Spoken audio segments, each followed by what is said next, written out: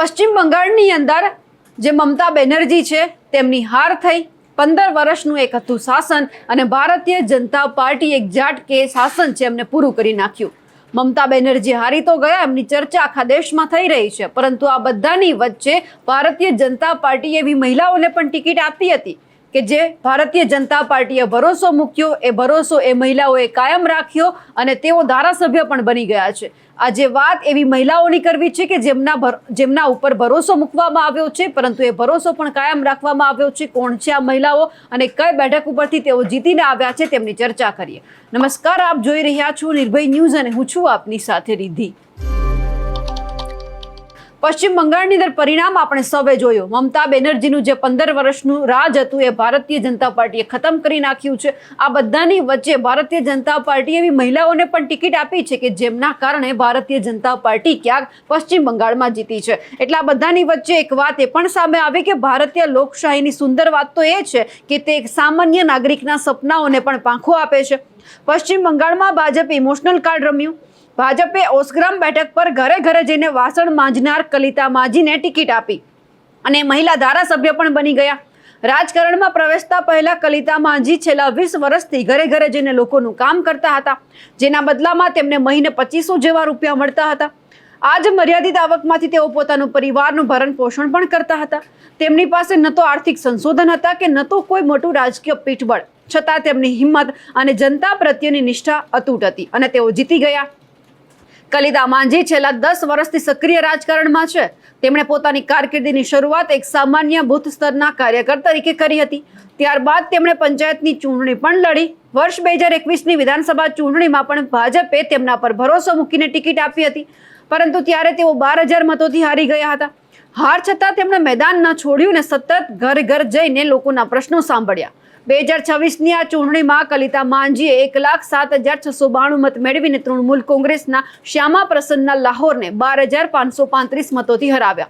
તેમની આ જીત દર્શાવે છે કે જો જનતાનો સાથ હોય તો આર્થિક નબળાઈ પણ અવરોધ બની શકતી નથી। ઓસગ્રામની જનતા એક એવા વ્યક્તિને પોતાના પ્રતિનિધિ તરીકે પસંદ કર્યા છે જે તેમની વચ્ચે રહીને તેમના જેવું જ સામાન્ય જીવન જીવી રહ્યા છે। કલિતા માંજીની આ સફળતા દેશભરના કરોડો સામાન્ય નાગરિકો માટે એક પ્રેરણાનો સ્ત્રોત છે। આ વાત સાબિત કરે છે કે લોકશાહીમાં સામાન્ય માણસની તાકાત છે તે શું હોય છે। રોજબરોજની જિંદગીના પડકારો સામે ઝઝૂમતા તેમણે ક્યારેય એવું નહીં વિચાર્યું હોય કે તે એક દિવસ તેઓ વિધાનસભા સુધી પહોંચશે, પરંતુ આજ ભારતીય લોકશાહીની સૌથી મોટી સુંદરતા છે કે જ્યાં જમીન સાથે જોડાયેલો એક સામાન્ય નાગરિક પણ પોતાની મહેનત અને હોંસલાના દમ પર ઇતિહાસ રચી શકે છે। તો બીજી તરફ ચર્ચામાં છે પાનીહાટી બેઠકના ઉમેદવાર રત્ના દેબનાથ। રત્ના દેબનાથ આરજીકર રેપ પીડિતાની માતા છે। નરાધમોની માનસિકતા સામે લડીને એક માં ધારાસભ્ય બની ગયા છે। રત્ના દેબનાથ જ્યારે લોકો વચ્ચે જતા હતા ત્યારે અજાણ્યા લોકો પણ તેમને ભેટીને રડી પડતા હતા।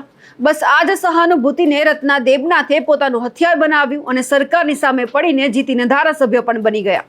રત્ના દેબનાથે મહિલા સુરક્ષા અને ન્યાયના મુદ્દાઓને પોતાના પ્રચારના મુદ્દાઓ બનાવ્યા। રત્ના દેબનાથે જ્યારે એમને ટિકિટ મળી ત્યારે પોતાની પુત્રીને સુરક્ષા ન આપતી સિસ્ટમને પડકારવા માટે ચૂંટણી લડવાનું પણ નક્કી કર્યું। ભાજપે લગભગ 6 મહિના પહેલા તેમનો સંપર્ક કર્યો અને ઘણી વિચાર વિમર્શ પછી તેમને આ ચૂંટણીના જંગમાં ઉતારવામાં આવ્યા। તેમણે રાજ્ય સરકાર અને મમતા બેનર્જી પર ખુલ્લેઆમ સવાલો ઉઠાવ્યા હતા અને કહ્યું હતું કે તેમની પુત્રીનો કેસ એકલો નથી, પરંતુ રાજ્યમાં એવા પણ ઘણા કિસ્સા છે કે જ્યાં લોકોને ન્યાય નથી મળી રહ્યો। અનેકવાર એમણે એવું પણ કહ્યું છે કે મારી દુશ્મન મમતા બેનર્જી છે, કારણ કે તે આરોગ્ય મંત્રી હતા અને મારી પુત્રી આરોગ્ય વિભાગમાં કામ કરતી હતી। મમતા બેનર્જીએ મારી પુત્રીને કેમ ન બચાવી? આ રાજ્યના લોકોએ ન્યાય મળવાની આશા ગુમાવી દીધી છે। હું આ પીડિતો, તેમના પરિવારો અને રાજ્યના લોકોનો અવાજ બનવા માંગુ છું તેવી વાત કરીને તેઓ ચૂંટણી પ્રચારના મેદાનમાં પણ આવ્યા હતા। 2024માં એક સરકારી હોસ્પિટલમાં બનેલી આ ઘટનાએ દેશભરમાં આક્રોશ ફેલાવ્યો હતો। આ મામલો સુપ્રીમ કોર્ટ સુધી પણ પહોંચ્યો હતો, જેનાથી બંગાળમાં કાયદો અને વ્યવસ્થાની સ્થિતિ પર ગંભીર પ્રશ્નો છે તે ઊભા થયા હતા। ભાજપે ચૂંટણીમાં આ મુદ્દાને ઉજાગર કર્યો, જેના કારણે મહિલાઓની સુરક્ષા મુખ્ય ચૂંટણી એજન્ડા બની હતી। રત્ના દેબનાથને ટિકિટ અપાવવી એ રણનીતિનો એક ભાગ માનવામાં આવતો હતો અને તેની લોકો પર ખૂબ અસર થઈ છે। ભાજપે રત્ના દેબનાથ માટે જોરદાર પ્રચાર કર્યો। જ્યારે તેમને ઉમેદવારી નોંધાવી ત્યારે ભૂતપૂર્વ કેન્દ્રીય મંત્રી સ્મૃતિ ઈરાની છે એ એમની પડખે ઊભા રહ્યા હતા। 24 એપ્રિલે પાનીહાટીમાં ખુદ વડાપ્રધાન નરેન્દ્ર મોદીએ તેમના માટે એક રેલીનું આયોજન કર્યું હતું।